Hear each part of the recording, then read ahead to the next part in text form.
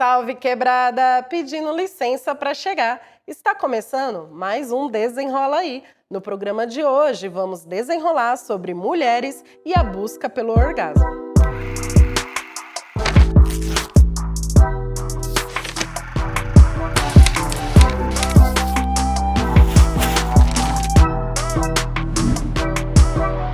Na história da humanidade, homens sempre foram estimulados a se conectarem com seus corpos e explorarem o prazer por meio da masturbação.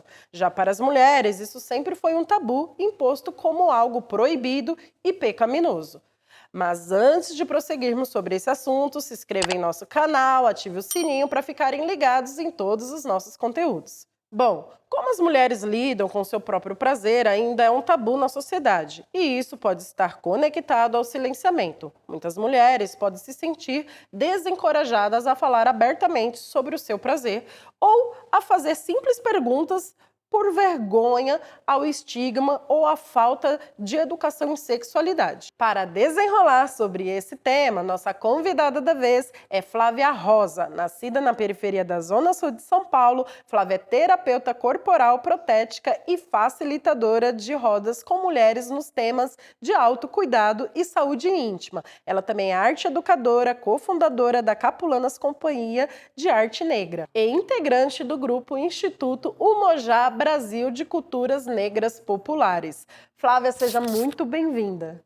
Eu que agradeço o convite, peço licença aos mais novos, aos mais velhos, a todos vocês que estão aqui acompanhando. Legal, Flávia. E agora a gente vai entrar dentro de um assunto assim, que é a saúde da mulher também, né? Pensar sobre o orgasmo, sobre o prazer da mulher, também é pensar na saúde da mulher, né? E aí eu queria te fazer uma pergunta sobre os estigmas e tabus relacionados à busca do orgasmo feminino. Existe esses estigmas e esses tabus quando nós pensamos sobre o orgasmo feminino? O meu trabalho de terapeuta corporal, ele caminha muito pelo autoconhecimento. Então, a busca pelo orgasmo nessa metodologia, ela é um processo de autoconhecimento, onde a gente vai entender o prazer nas coisas que a gente faz como um todo. E aí não necessariamente somente ligado e relacionado à sexualidade. Então, quando eu falo vidas orgásticas, eu estou pensando em vidas prazerosas, eu estou pensando em qualidade de vida, eu estou pensando no bem viver dessas mulheres às quais eu atendo e faço rodas e facilito rodas. A gente sabe, já é dito pra gente, que nessa sociedade onde a gente vive, por exemplo, um dos estigmas, né, que a gente recebe as mulheres é que a vulva ela precisa ter uma cor, ela tem que ser de uma determinada cor, ela tem que estar numa anatomia X, ela tem que ter ou não ter pelos, existe já um modelo do que é ter uma vulva bonita. O modelo de beleza da vulva, assim como tudo, né? Como a nossa estética, como tudo.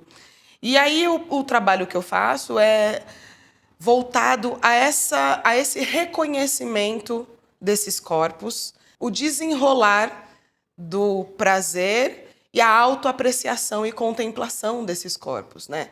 Iniciando pelo lugar de que não somos iguais, não seremos iguais. Então, acho que quando a gente cai nessa cilada desses estigmas, acaba virando um tabu. E vira um tabu porque, assim, se eu não caibo nesse modelo, então eu estou fora. Estando fora, eu não me relaciono com outras mulheres para falar sobre isso, para me sentir à vontade, para me mostrar, para poder, enfim, tocar nesse assunto.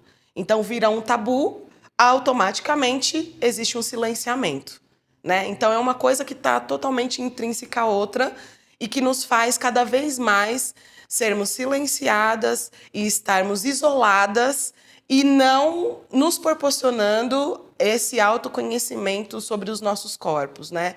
Então, por que eu acredito tanto nessas rodas de mulheres onde a gente pode falar sobre saúde íntima, onde a gente pode se encontrar e falar sobre o erótico, mas o erótico numa perspectiva de prazer e não necessariamente somente atrelada à sexualidade, mas o prazer em qualquer coisa que eu vá fazer. Eu me guio muito, né? Um dos tópicos mais importantes da minha pesquisa é um texto escrito pela escritora Audre Lorde, que é uma ativista, foi uma ativista muito importante para nós, né, nos direitos feministas e nos direitos da comunidade LGBTQIA+, que fala, esse texto dela tem o tema dos os usos do erótico como poder.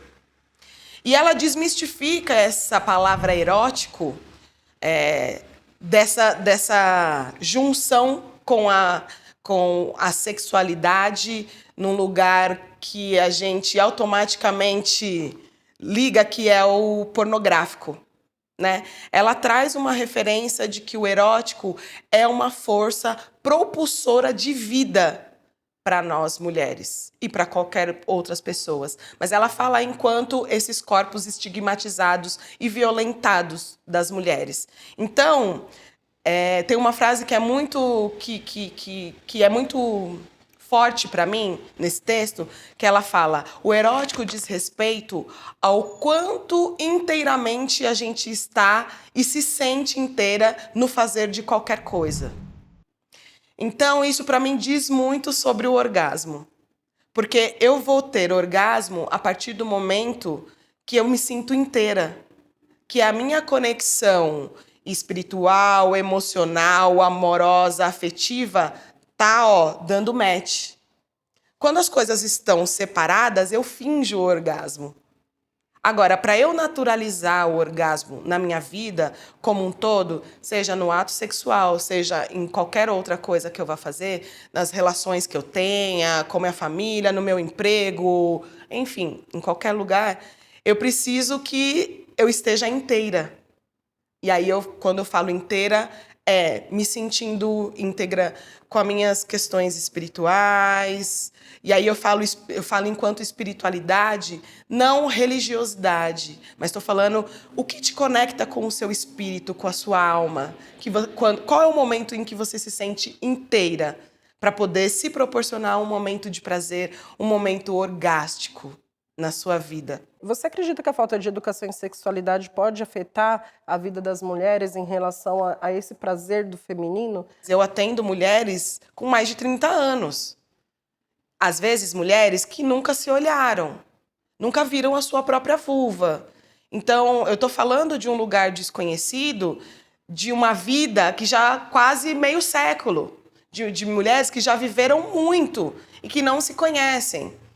Então, o nosso prazer, o nosso orgasmo, ele está relacionado ao nosso autoconhecimento. Pelas estatísticas que a gente tem sobre o autoconhecimento das mulheres, a gente sabe que muitas mulheres nunca nem olharam para suas próprias vulvas. Então, isso pode acarretar num lugar por exemplo, de mulheres morrerem e não terem um orgasmo, e não conhecerem a sua ejaculação, por exemplo. O que eu proponho nos meus encontros é que a gente possa sensibilizar os nossos corpos, que a gente possa, sempre que possível, redescobrir lugares orgásticos nos nossos corpos, porque o nosso corpo inteiro é orgástico, não é somente a nossa vulva. A gente sente prazer na orelha, na nuca, no couro cabeludo, na palma da mão, atrás do joelho. O nosso corpo inteiro pode nos proporcionar um momento orgástico. Então, o que eu proponho é sempre a sensibilização dos nossos corpos e não a automatização da masturbação. Embora eu entenda, sim, e aconselho a masturbação para esse processo do autoconhecimento, para uma iniciação desse processo do autoconhecimento. Mas, para além disso, a sensibilização é descoberta a todo momento e infinita para o resto da nossa vida. Você entendeu qual é? Não? então fica sussa. Tem coisas que cê ri, mando, que me assusta. E ela sem entender, mastiga a bela tela, destruindo no paraíso, deixando várias sequelas. Na primavera eu disse, citei o apocalipse, que tem dentro de nós nos cegar fazendo eclipse. E nessa escuridão, o desespero é pela luz. Talvez esteja em outro irmão que a conduz. Por fora eu só vejo, disse me disse. Por dentro a ilusão e vivaça, sem caretice. Dos lados são poucos que por aqui eu visse. Por dentro somos amplos, dos pés a superfície. Minha mente molda, mescla, me massacra. Melhora meu melhor mano, me maltrata. Memória, mente, mas minha mente mata. Nós merece mais, no coração não falta nada. Vocês ouviram o poeta Márcio Ricardo. Você também falou sobre essa questão do fingir o orgasmo, que isso é uma outra coisa, né? Que é muito falado, porque muitas mulheres fingem o orgasmo. E aí a gente escuta também, tem muitas escutas dos homens, porque a mulher ela consegue fingir o orgasmo e o homem não, né? Só que daí, assim, tem uma coisa assim, muito profunda sobre isso, né? O porquê que as mulheres fingem o orgasmo? O que levam essas mulheres a fingir o orgasmo? E se isso pode, de alguma forma, ser considerado algum tipo de violência psicológica, e física também, né? Porque se você está fingindo, talvez é porque não esteja bom, sabe? Eu queria que você trouxesse um pouquinho um olhar sobre isso, uma visão do que você pensa sobre isso. Do que assim, para uma mulher fingir um orgasmo, ela tá atuando, né? Ela tá fingindo. Então isso não é natural do corpo dela. Para ela entrar numas de atuar, é porque ela tá seguindo um modelo. É porque ela está querendo atingir a expectativa do outro e não necessariamente caminhar sobre a necessidade que o corpo dela traz para ela naquele dado momento. Então, cai novamente nos lugares dos estigmas dados pela sociedade. Muitas mulheres ainda acreditam que somos nós que temos que dar prazer aos homens. E o prazer, ele é um estado relacional, mesmo que você esteja sozinha. Relacional com você, ou se você tiver com outra pessoa, você e a outra pessoa. E aí, quando uma pessoa ela não tem esse entendimento, por exemplo, da liberdade de poder expressar e permitir com que o seu corpo seja o que ele tiver que ser naquele momento, naquele dado momento do ato sexual, ela vai fingir, porque existe um lugar aonde ela quer atingir de expectativa, que não é a dela. Ela cria uma expectativa a partir da expectativa do outro. Então, a gente volta para o mesmo lugar das caixinhas formatadas do que a sociedade oferece para a gente. Quando você tem autonomia sobre o seu corpo e a liberdade com quem você se relaciona de poder se manifestar da maneira que o seu corpo sentir vontade, não tem esse entrave ou o fingimento. Né? Porque uma mulher não precisa gemer para sentir o orgasmo, por exemplo. Né? Porque os corpos não são iguais, porque a gente não se manifesta da mesma forma, porque não existe uma única maneira de se ter orgasmo, assim como a nossa ejaculação. Né?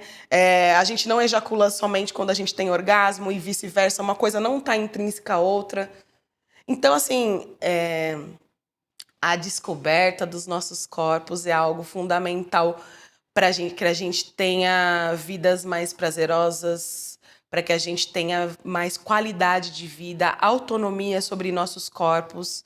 E autonomia no sentido de defender o que você quer, os seus desejos, né? Livremente com quem você estiver.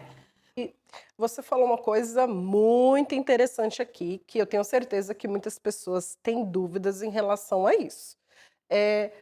Qual a diferença do orgasmo e da ejaculação? Bora lá. Então, o orgasmo traz essa manifestação da contração, da pulsação da vulva e esse estado de morte momentânea. Esse é o estado do orgasmo. Dá para você localizar por aí. E a ejaculação é quando você Durante o ato sexual, vem aquela vontade de fazer xixi, você acha que você vai fazer xixi, mas não é o xixi. Por quê? Porque o líquido da ejaculação feminina sai pelo canal da uretra, que é o mesmo canal da urina. Então, a sensação é a mesma, que a gente vai urinar. Mas nesse dado momento, existe um bloqueio da urina para que esse líquido se manifeste. Então, muitas mulheres acabam não conhecendo a ejaculação, o líquido transbordando, porque realmente vem essa sensação de fazer xixi. E aí o estado de pânico, de tipo, não posso fazer xixi no ato sexual, ele se transforma, ele se multiplica. E aí a mulher, tipo, contrai. Quando eu falo em sensibilização, em liberdade desse processo no ato sexual, eu tô falando dessa permissão.